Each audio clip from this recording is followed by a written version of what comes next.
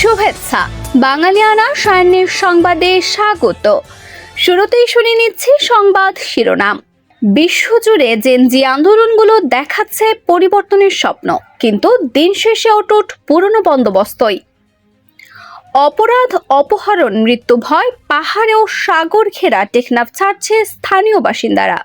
এবারে অন্যান্য সংবাদের সঙ্গে বিস্তারিত। 2 বছর আগে 2024 সালের 3রা আগস্ট বিকেল বৈষম্য বিরোধী ছাত্র আন্দোলনের ডাকা বিক্ষোভ কর্মসূচিতে তখন জাতীয় শহীদ মিনারে সমবেত লাখো জনতা।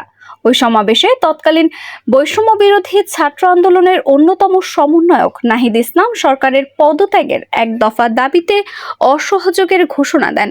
তাদের সেই ডাকে সর্বস্তরের মানুষ স্বতঃস্ফূর্তভাবে সাড়া দেয়। 5 আগস্ট ক্ষমতা ছেড়ে ভারতে চলে যান 1.5 দশকের প্রধানমন্ত্রী শেখ হাসিনা। দীর্ঘদিনের কর্তৃত্ববাদী শাসনের পতন তরুণ প্রজন্ম সহ দেশের মানুষকে নতুন রাষ্ট্র ব্যবস্থাপনার স্বপ্ন দেখিয়েছিল, যেখানে বৈষম্য কমবে, আইনের শাসন নিশ্চিত হবে এবং সর্বোপরি সুশাসন প্রতিষ্ঠিত হবে। তবে বিশ্লেষক এবং আন্দোলনে অংশগ্রহণকারীদের অনেকেই মনে করছেন, তরুণরা আন্দোলনে সরকারের পরিবর্তন ঘটাতে পারলেও রাষ্ট্রের কাঙ্ক্ষিত পরিবর্তন আনতে সফল হয়নি। শুধু বাংলাদেশ নয়, একই পরিস্থিতি নেপালের ক্ষেত্রেও। মাত্র 10 মাস আগে সেই দেশে তরুণরা আন্দোলন করে সরকারকে ক্ষমতাচ্যুত করেন। এরপর জেনজি সমর্থিত এক র্যাপারকে বিপুল ভোটে জিতিয়ে নতুন সরকারের নেতৃত্বে নিয়ে আসেন তারা। কিন্তু সম্প্রতি এই নতুন সরকারের বিরুদ্ধেই শত শত তরুণ আবারও রাস্তায় নেমে এসেছেন। কারণ রাষ্ট্র পুনর্গঠনে তরুণরা যেমনটা আশা করেছিলেন, বাস্তবে তার খুবই সামান্য পরিমাণে দেখতে পাচ্ছেন। হার্ভার্ড বিশ্ববিদ্যালয়ের রাষ্ট্রবিজ্ঞানী এরিকা চেনোয়েথের মতে, জেনজিদের এই আন্দোলনগুলো মূলত সামাজিক যোগাযোগ মাধ্যম নির্ভর, যা প্রথাগত আন্দোলনের মতো গভীর বা দীর্ঘস্থায়ী ভিত্তির উপর প্রতিষ্ঠিত নয়। এসব আন্দোলন রাষ্ট্রে তাৎপর্যপূর্ণ কোনো পরিবর্তন আনতে পারছে না। এরিকা চেনোয়েথের গবেষণা মতে, রাষ্ট্র পরিবর্তন করতে 1960-এর দশক থেকে 2010 সাল পর্যন্ত বিশ্বব্যাপী বিপ্লবী অসহিংস আন্দোলনে সাফল্যের হার 40% উপরে ছিল। বিপরীতে 2010 সাল থেকে অহিংস আন্দোলনগুলোর সাফল্যের হার 34% কম এবং অহিংস আন্দোলনগুলোর মাত্র 8% সফল হয়েছে। বাংলাদেশে শেখ হাসিনার সরকারের পতনের পর নোবেলজয়ী ডক্টর মোহাম্মদ ইউনূসের নেতৃত্বে অন্তর্বর্তীকালীন সরকার গঠিত হয়। এই সরকার শেখ হাসিনার পতনে আন্দোলনের জেনজিদের প্রতিনিধিদের অংশগ্রহণ এবং সমর্থন ছিল। সরকার গঠনের পরপরই আইন শৃঙ্খলা এবং অর্থনৈতিক উন্নতির দিকে এগোতে গিয়ে তারা বড় ধরনের চ্যালেঞ্জের মুখোমুখি হয়। ঐক্যবদ্ধ কোনো রাষ্ট্রীয় লক্ষ্যের পরিবর্তন, নানা ব্যক্তি ও মতের পছন্দসই ছোট ছোট রূপান্তরের উদ্যোগ দেখা যায়। দুর্নীতি, স্বজনপ্রীতি দূর করতে সেই অন্তর্বর্তীকালীন সরকার সফল হয়নি। রাষ্ট্র সংস্কারের লক্ষ্যে ঐক্যমত্য কমিশন গঠন করা হয়, তবে এই কমিশন শেষ পর্যন্ত একটি শক্তিশালী এবং সবার কাছে গ্রহণযোগ্য সংস্কার কাঠামো রেখে যেতে পারেনি।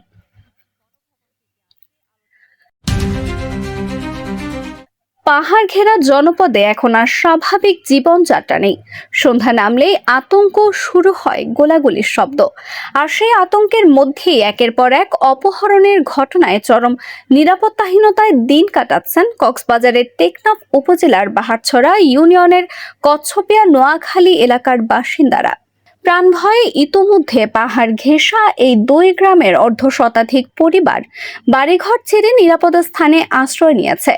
আবার অনেকে রাত হলে বাড়িতে থাকছেন না, এমনকি জনপ্রতিনিধিরাও নিরাপত্তা নিয়ে শঙ্কিত বলে জানিয়েছেন। এমন পরিস্থিতি চলছে গত কয়েক মাস ধরে। এর আগে মাঝে মধ্যে সব ঘটনা ঘটলেও এখন নিত্যদিন ঘটছে। এই অবস্থায় উখিয়া, টেকনাফ সহ বিভিন্ন শিক্ষা প্রতিষ্ঠানে বিভিন্ন পোস্টার টানিয়ে অপহরণ বন্ধে প্রতিবাদ চলমান রয়েছে। স্থানীয় বাসিন্দা ও পুলিশের তথ্য মতে টেকনাফের পাহাড় ঘেঁষা এই জনপদে অপহরণ, মুক্তিপণ এবং সহিংসতার ঘটনা উদ্বেগজনক হারে বেড়েছে। গত 3 বছরে উপজেলার বিভিন্ন এলাকা থেকে অন্তত 320 জন অপহরণের শিকার হয়েছে। এর মধ্যে শুধু গত বছরেই 15টি ঘটনায় 155 জনকে অপহরণ করা হয়, যাদের মধ্যে 96 জনই রোহিঙ্গা নাগরিক। অধিকাংশ ভুক্তভোগী পরিবারের দেওয়া মোটা অঙ্কের মুক্তিপণের বিনিময়ে ফিরে এসেছে।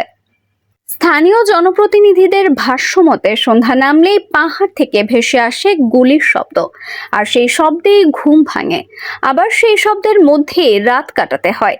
শিশু, নারী ও বৃদ্ধ সহ পুরো জনপদের মানুষের স্বাভাবিক জীবনযাত্রা প্রায় ভেঙেই পড়েছে। আতঙ্কে অনেকেই সন্তানদের নিয়ে আত্মীয় স্বজনদের বাড়ি গিয়ে কিংবা নিরাপদ স্থানে সরে যাচ্ছেন। পরিস্থিতি এতটাই উদ্বেগজনক যে স্থানীয় জনপ্রতিনিধিদের মধ্যেও নিরাপত্তা নিয়ে শঙ্কা তৈরি হয়েছে। তারাও বিকল্প স্থানে আশ্রয় নেওয়ার কথা ভাবছেন। তাদের আশঙ্কা, দ্রুত কার্যকর ব্যবস্থা না নিলে পাহাড় ঘেঁষা এই জনপদ আরো জনশূন্য হয়ে উঠতে পারে এবং মানুষের জানমালের নিরাপত্তা মারাত্মক ঝুঁকির মধ্যে পড়বে। ইরানের সঙ্গে সোমবার নতুন করে আলোচনা শুরুর ঘোষণা দিয়েছেন প্রেসিডেন্ট ডোনাল্ড ট্রাম্প। এর আগে তিনি দাবি করেন ইরানের বিরুদ্ধে যে বড় ধরনের হামলার পরিকল্পনা করা হয়েছিল তা তিনি স্থগিত করেছেন। 2 আগস্ট রোববার এয়ারফোর্স ওয়ানে সাংবাদিকদের ট্রাম্প বলেন, হামলার ব্যাপকতা সম্পর্কে তাদের ধারণা ছিল, কারণ তারা দেখেছিল যে প্রস্তুতি চলছে। আমরা আলোচনার মাধ্যমে তাদের সঙ্গে কথা বলছি। আগামীকাল বিকেল থেকে তা শুরু হবে। এর আগে ট্রুথ সোশ্যালে দেওয়া এক পোস্টে ট্রাম্প বলেন, একটি চুক্তির রূপরেখা বা মৌলিক কাঠামো তৈরিতে রাজি হওয়ায় ইরান এবং মধ্যপ্রাচ্যে যুক্তরাষ্ট্রের মিত্ররা তাকে হামলা থেকে বিরত থাকতে অনুরোধ করেছে। ট্রাম্প এসব বক্তব্যের বিষয়ে ইরান অবশ্য এমন কোনো প্রতিক্রিয়া জানায়নি। মার্কিন প্রেসিডেন্ট বারবার দাবি করে আসছেন আলোচনার মাধ্যমে যুদ্ধের অবসান খুবই কাছাকাছি। তবে প্রতিবারই এরপর উভয় পক্ষের পাল্টাপাল্টি হামলা আবার শুরু হয়েছে।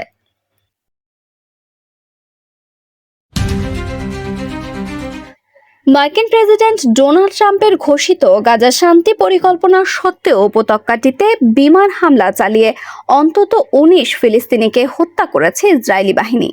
সাম্প্রতিক সপ্তাহগুলোর মধ্যে 2 আগস্ট ভোর থেকে চালানো এসব হামলায় একদিনে সর্বোচ্চ প্রাণহানির ঘটনা ঘটেছে বলে ফিলিস্তিনি স্বাস্থ্য কর্মকর্তারা নিশ্চিত করেছেন।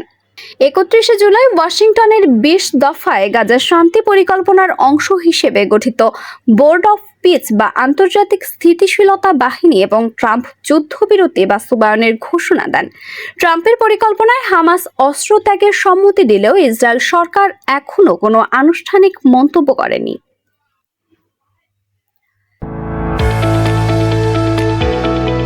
এবারে শুনে নিচ্ছি বাঙালিয়ানা বাণিজ্যের সংবাদ। কৃত্রিম বুদ্ধিমত্তা বা এআই খাতে বড় প্রযুক্তি প্রতিষ্ঠানগুলোর বিনিয়োগের দৌড় আরও জোরালো হচ্ছে। এআই প্রযুক্তিতে নেতৃত্ব ধরে রাখতে অবকাঠামো তৈরিতে বিপুল অর্থ ঢালছে মার্কিন টেক জায়ান্টগুলো।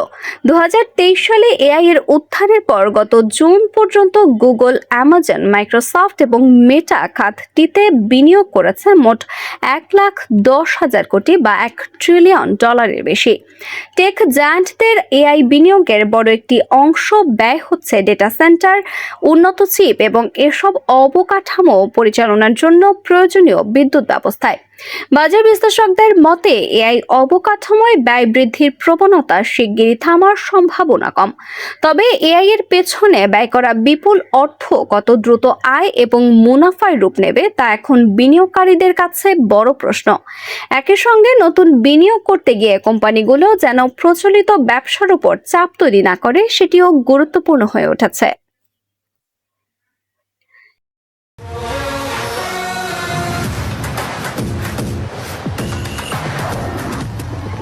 এবারে শুনে নিচ্ছি বাঙালিয়ানা ক্রীড়া সংবাদ। ফিফা বিশ্বকাপ সহ বড় টুর্নামেন্টের বাণিজ্যিক স্বত্ব বেসরকারি বিনিয়োগকারীদের কাছে বিক্রির পরিকল্পনা বাতিল করলেও এখানেই বিষয়টির ইতি টানতে রাজি নয় উয়েফা। ইউরোপের ফুটবল সংস্থাটি এবার ফিফা সভাপতি জিয়ান্নি ইনফান্তিনোকে চিঠি দিয়ে সম্ভাব্য আইনি পদক্ষেপের কথা জানিয়ে বলেছেন, এই সংক্রান্ত কোনো নথি বা ডিজিটাল তথ্য যেন ধ্বংস, মুছে ফেলা বা পরিবর্তন করা না হয়। দ্য টেলিগ্রাফের হাতে আসা শুক্রবারের ওই চিঠিতে উয়েফা জানিয়েছে, তারা ফিফা ফরওয়ার্ড এন্টারপ্রাইজ এফএফআই এর পরিকল্পনা নিয়ে আইনি ব্যবস্থা, সালিশ কিংবা নিয়ন্ত্রক সংস্থায় অভিযোগ দেওয়ার বিষয়টি সক্রিয়ভাবে বিবেচনা করছে। চিঠিতে উয়েফা লিখেছে, ইনফান্তিনো এবং ফিফাকে অবিলম্বে প্রয়োজনীয় ব্যবস্থা নিতে হবে, যাতে এই নোটিশে উল্লেখ করা সব নথি এবং ইলেকট্রনিকভাবে সংরক্ষিত তথ্য শনাক্ত এবং খুঁজে বের করে সংরক্ষণ করা হয়। বাঙালিয়ানা সায়নের সংবাদ শেষ হলো। ধন্যবাদ।